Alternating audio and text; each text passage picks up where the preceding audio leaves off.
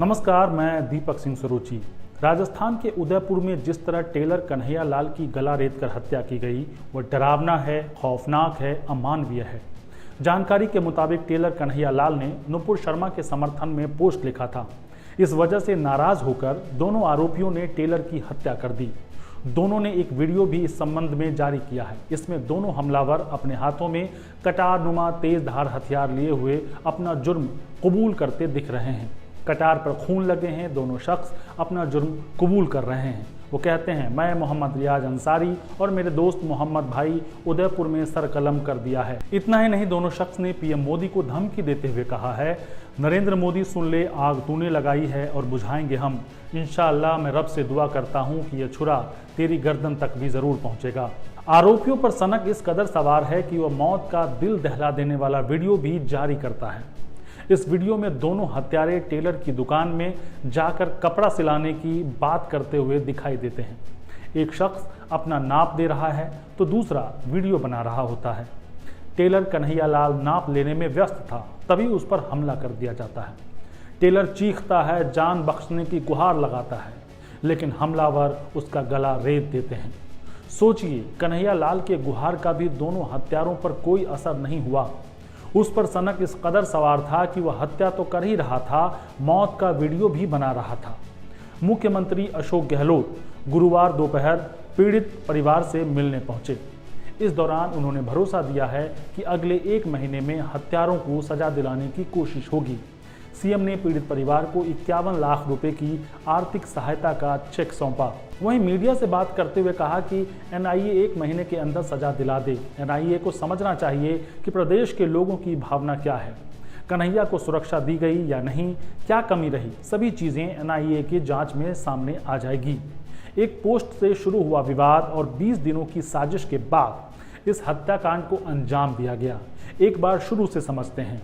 8 जून कन्हैया लाल के विवादित पोस्ट से मामला शुरू हुआ। बाद में कन्हैया लाल ने खुद ही पुलिस थाने में शिकायत दर्ज कराई और बताया कि उसके बच्चे से मोबाइल पर गेम खेलते हुए गलती से विवादित कंटेंट पोस्ट हो गया। 10 जून शिकायत के मुताबिक इस दिन कुछ लोग कन्हैया लाल की दुकान पर पहुंचे। कॉल करने के बहाने फ़ोन लिया और बताया कि कुछ पोस्ट हुआ है। इसके बाद फ़ोन से पोस्ट डिलीट कर दी। 11 जून धान मंडी थाने से कन्हैया को फ़ोन पर बताया गया कि उसके खिलाफ शिकायत दर्ज हुई है। वह थाने पहुंचा तो उसे गिरफ्तार कर लिया गया। मालूम चला कि विवादित पोस्टर की वजह से पड़ोसी नाजिम ने रिपोर्ट दी थी।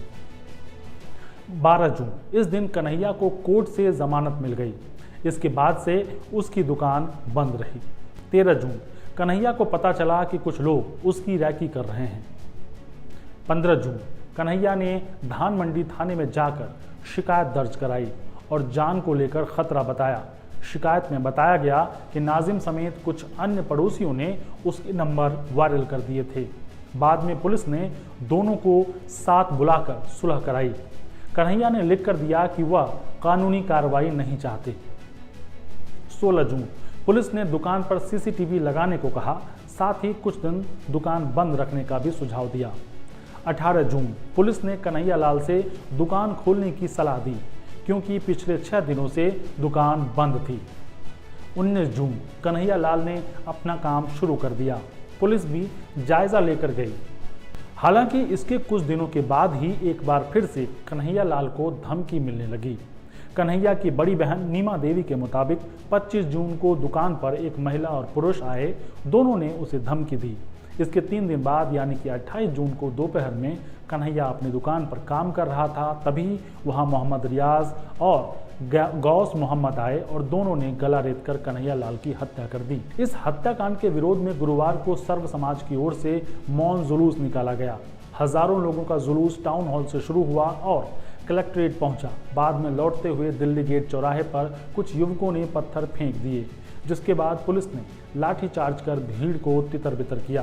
पूरा घटनाक्रम दिखलाने का मकसद सिर्फ इतना था कि एक नफरती पोस्ट, जिसका कन्हैया लाल के जिंदगी से कोई लेना देना नहीं था, नुपुर शर्मा ने टीवी पर संभवतः अपनी राजनीति चमकाने के लिए बिना सोचे समझे बयान दे दिया, क्योंकि भारतीय जनता पार्टी ने भी इस बयान से किनारा कर लिया।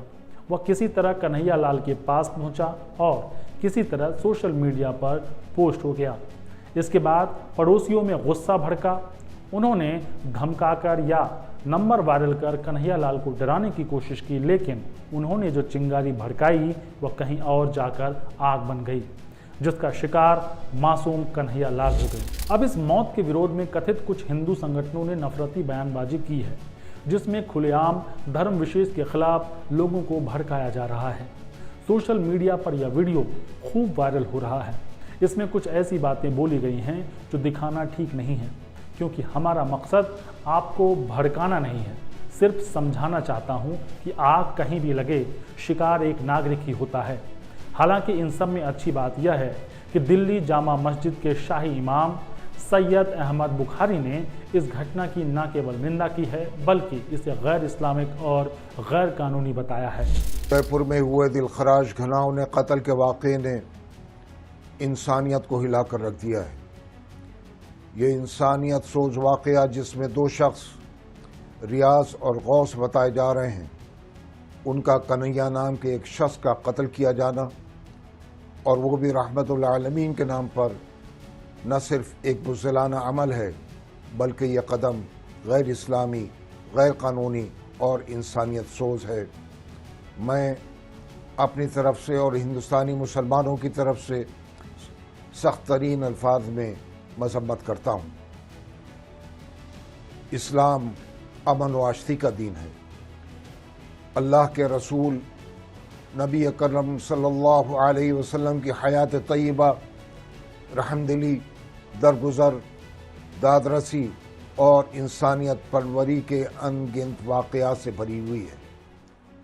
वो लड़के जो इस वहशियाना अमल के मुर्तकिब हुए, उन्होंने हुजूर की सीरत, कुरानी तालीमात और शरीयत का मुताला किया होता तो शायद वो इस घिनौने अमल के मुर्तकिब न होते। यह बयान इसलिए दिखला रहा हूँ ताकि समझा जा सके कि धर्म गुरुओं का काम भड़काना नहीं, समझाना होता है। भड़काने से याद आया, 6 दिसंबर 2017 को राजस्थान के राजसमंद में बंगाली मजदूर अफराजुल शेख की गैंती यानी कि कुल्हाड़ी से हत्या कर दी जाती है। तब प्रदेश में बीजेपी की सरकार थी। हत्यारा शंभूलाल रैगर अपने फेसबुक पर मर्डर का लाइव टेलीकास्ट करता है। बाद में वह जेल जाता है। कुछ दिनों बाद शंभूलाल जब जमानत पर वापस आता है तो उसकी शान में जुलूस निकाले जाते हैं। दीपेंद्र राजा पांडे नाम के एक ट्विटर यूजर लिखते हैं, उदयपुर में आज जो हुआ वह जहालत का चरम है। जहालत वह भी थी जब शंभूलाल रैगर ने ऐसा किया था, पर तब आप रैली निकालने में, हत्यारे के समर्थन में झंडा लहराने में व्यस्त थे, तो आज किस लिए आंसू बहा रहे हैं? याद रखिए, कट्टरपंथ खतरनाक होता है और उसका अंजाम उससे भी खतरनाक। वहीं मंजूर आलम नाम के एक ट्विटर यूज़र ने लिखा कि काश राजस्थान पुलिस शंभूलाल रैगर के साथ भी मौके पर ही कायदे प्रसाद वितरण किया होता और थाने में खातिरदारी की होती, तो आज इन दोनों को हिम्मत ना होती कि किसी की हत्या कर सकें। अभिनव दास नाम के एक अन्य ट्विटर यूजर ने लिखा, कुछ सिरफिरे हिंदुओं और कुछ सिरफिरे मुसलमानों की वजह से देश में सामाजिक सौहार्द का पूरा ताना बाना बिखर रहा है। दुर्भाग्य ही है कि सत्ता ऐसे लोगों को संरक्षण देती है। देश को पटरी पर लाने के लिए 2 मिनट का मौन जरूरी है। मैं यहाँ किसी की मौत को जायज़ या नाजायज़ नहीं ठहरा रहा, बल्कि यह बताने की कोशिश कर रहा हूँ कि धर्म या राजनीति के नाम पर आम लोग शिकार बन रहे हैं। इसलिए ज़रूरी है कि आप लोग राजनीतिक दल की तरह चीज़ों को ना देखें, ना समझें, एक नागरिक के तौर पर देखें और संविधान द्वारा दिए गए अधिकारों में ही अपनी आस्था रखें। तभी देश की जीत हो सकती है, क्योंकि फ़ायदा किसी भी राजनीतिक दल का हो, नुकसान आपका ही होना है। इसलिए हर हाल में नागरिक बने रहें। अंत में बात महाराष्ट्र की कर लेते हैं, जहां पर अब नई सरकार बनने जा रही है। पूर्व सीएम देवेंद्र फडणवीस ने मीडिया को संबोधित करते हुए कहा है कि एकनाथ शिंदे प्रदेश के अगले मुख्यमंत्री होंगे। इतना ही नहीं, फडणवीस ने मंत्रिमंडल में शामिल होने से भी इनकार किया है।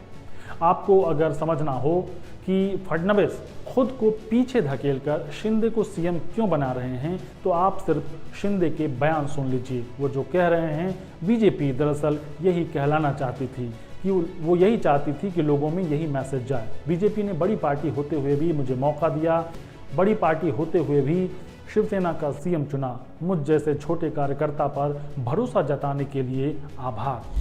बाकी 22 जून के कार्यक्रम में मैंने संभावना व्यक्त करते हुए कहा था कि एकनाथ शिंदे सीएम बन सकते हैं। इससे पहले शिंदे कह रहे थे कि वे ये सब बीजेपी के बहकावे में नहीं बल्कि शिवसेना के मूल स्वरूप को बचाने के लिए कर रहे हैं। आपकी जानकारी के लिए बता दूं कि शिवसेना में एकनाथ ही अकेले जमीनी स्तर के नेता हैं। शिंदे के अलग होने का दो ही मतलब है, बीजेपी बाहर से समर्थन देगी और शिंदे 1-2 दिनों में सीएम बनेंगे। क्यों कहा था, जानने के लिए नीचे डिस्क्रिप्शन में जाएं और देखें। नमस्कार।